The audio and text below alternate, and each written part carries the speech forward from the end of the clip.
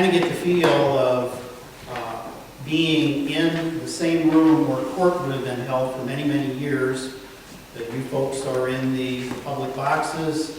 The judge would have sat up here at a bench. His bench was here. The jury sat over against that wall, and the attorneys were here at tables in the front.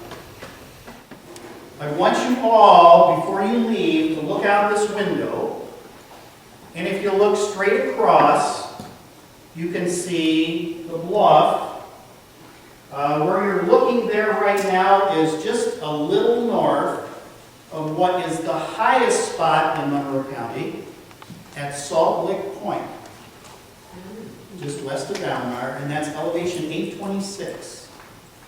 So if you look out the window, you can see, just about see 826.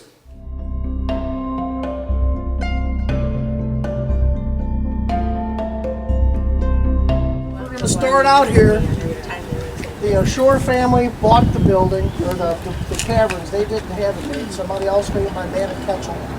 They bought it around 1880s. They put the brick on from the ground level up. Everything else got tore off, and they started over. They owned from the alley or Flower Street down to First Street. And beyond, down to Craig Brower's house, where the fenced-in house. All the little lots in between there, they sold off during Prohibition to help finance just their daily life. That's why you have all these odd-figured lots. Whatever they needed to sell, they sold. This house came out to here, and up there they had a walkout from the third floor where they could go out to get into the top of the thing. Come down at this cork line, they had to bring the cork in from South America. Oh. Back then.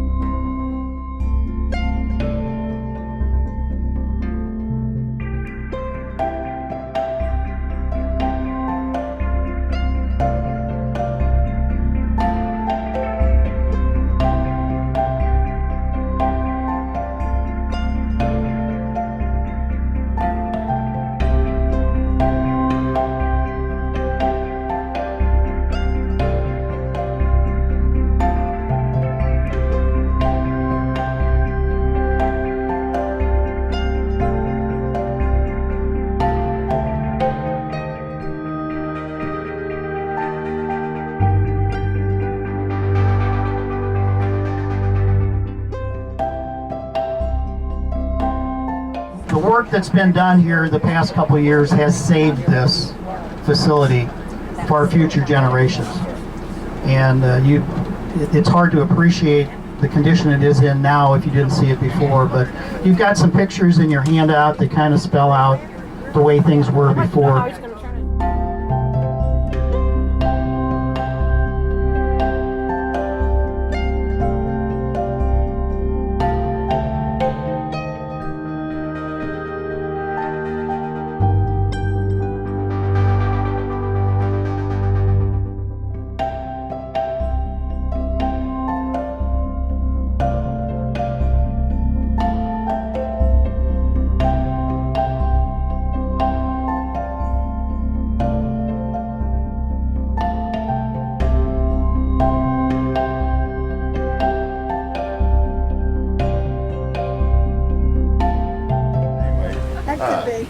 We're in the process of rebuilding.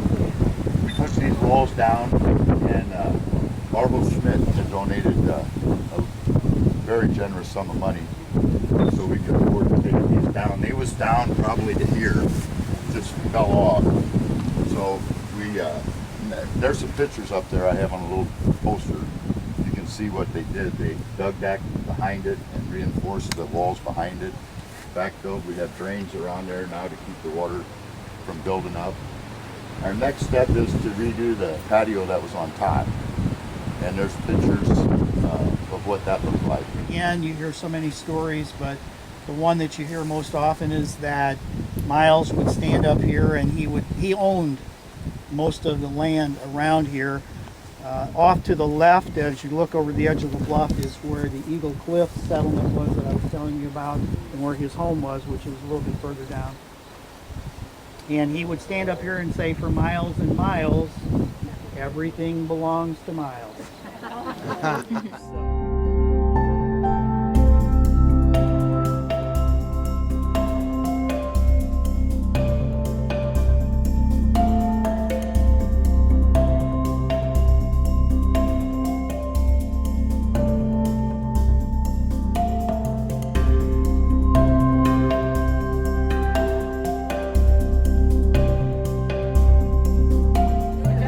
This at one time was the Columbia Quarry Complex, Valmar facility. Employed hundreds of people in the rock quarrying operation, the limestone rock quarrying operation. Starting in 1930, the quarry company began leasing out space to the first mushroom farming operation that started here.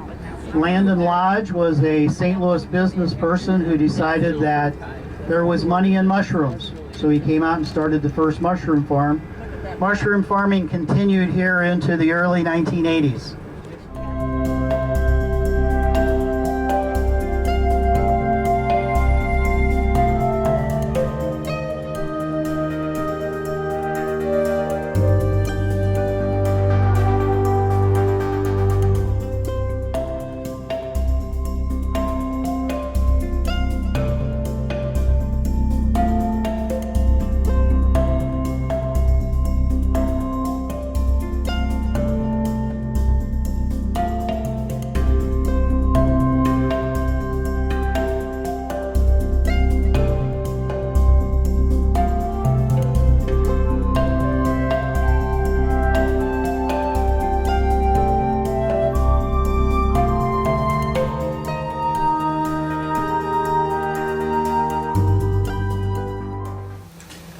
Most of the life of the church, we shared a pastor with St. Joe.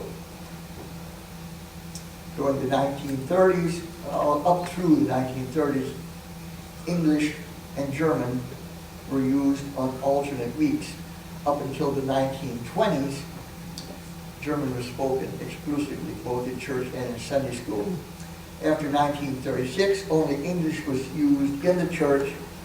But when the old guys got outside to talk and gossip out front while Sunday school went on, German was heard quite often, especially in some phrases and words. And if they didn't want the kids to hear what they were talking about, then they spoke exclusively German.